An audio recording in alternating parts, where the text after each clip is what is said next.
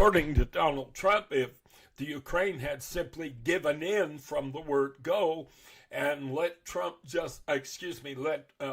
just have what he wanted to have, then there wouldn't have been a war.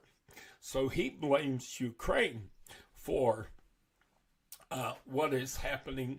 He has been calling President Zelensky a dictator, claiming, well, he's in power, but they haven't had an election recently, and blah, blah, blah. Well, I guarantee you that if America were at war, especially if our borders had been breached by a foreign foe, and 2028 came, I guarantee you Donald Trump would be saying, even though a president is not able to serve more than 2 terms, I guarantee you he'd be saying, we can't have elections now. We need to maintain the status quo. We're at war. We're defending our nation. But that only makes sense, of course, that you would do that. When you're in a state of war and your country has been invaded, how on earth can you pull off the logistics of an election?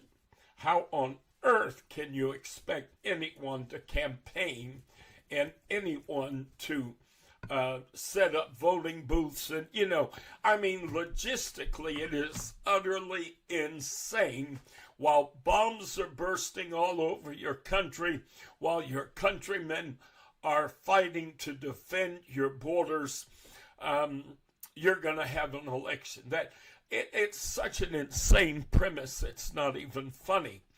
But, of course, we know the hypocrisy of Donald Trump is mind-blowing. It is staggering. The nonsense that comes out of his mouth. But if we want to be honest, the Republican Party has been playing this game for decades and decades and decades, okay? They say one thing when it's the other guy, and they say something entirely different when it's themselves. We can't confirm a Supreme Court justice during an election year. Why,